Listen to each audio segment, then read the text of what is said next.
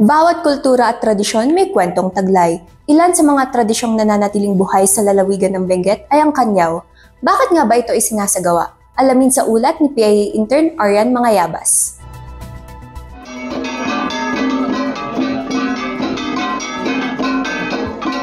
Natatangi ang bawat kultura.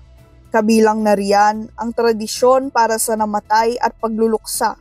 Ang mga kaugaliang ito na ipinasa sa mga henerasyon ay nagpapahayag ng pagpapahalaga, paniniwala at matibay na koneksyon ng komunidad sa kanilang mga ninuno.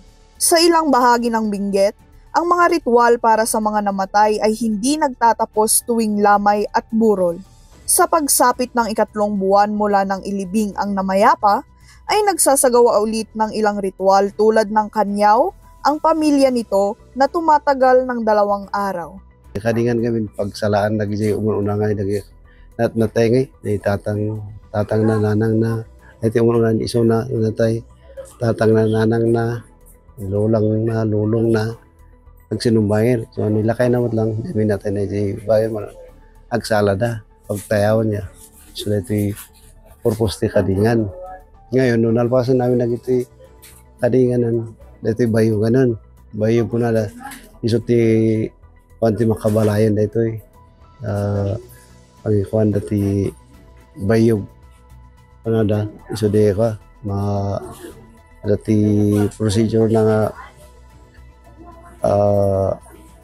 maam lagi may ruruar nga ka agsala dati makabalay ada nga iti diferensya nga to kam na si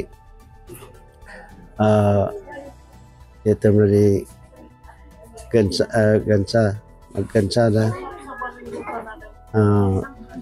umuno na dyan lalaki rumor irorda sa tumunog sa dyan babae manan tapos mabayog na di pari nga kasal tayo dyan ulo ti makabalay lagi dyan so dati procedure ti salan na dyan ito nalpas dyan ito yun, second day, so na ito nantulo, no? So kanay kami dito, nantulos bilig, hay bilig.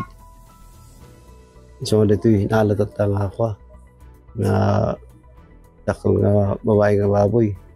So na ito naiaramin mo ng tatang second day. So na ito, manang nga ulas, jadi kanti kamuti nga slice. Lagi jadi pana dagiti pa series ti procedure ti nagtalo nantos bilis ay konanda. Do kanay nan tulo siya na. Tapos then nalpasan ni nan tulo siya nan na ay ano kala na pudan ko na di. So di ito matok-tokan ka nang dasa. Jadi di mo unakot kukuhan na di pa dati bal-ibal-iw na tatanga awan na sila lakayan ka bal-bal-iw. So dati kas lang nakamati kan ang ako. So dati yun last nga baboy. So tinaalam aming nga baboy ko pitok. Matapos maisagawa ang mga ritual na ito, isinusunod naman ang ngilin. Ang ngilin ay isang mahalagang konsepto ng mga tradisyon na tumatagal ng 3 araw hanggang 1 linggo, kung saan ipinagbabawal ang ilang gawain at paglabas ng naulilang pamilya bilang pagpapakita ng paggalang sa namayapa at alinsunod sa habilin ng mambunong. Tapno ka makatulog dito yung dito yung makabalay. Tulungan na tapno masinsuda mo, tapno manay-nayo na dagi si urnong na basta yung ibilbili nga ingilin na tapno hanga basta-basta ka pa tada ito nga kanya ko hanga basta-basta ka arabi dun sila makatulong mo lang di makabalay ka pa at pa kagut at swerte di negosyo na nawagargar din makatulong ta iso ito di ilolo-alo mo ti agbunong na kasi di magbaganay di kararag na ka pa. May iba't ibang layunin ang Kanyaw, kabilang narito ang pagluluksa.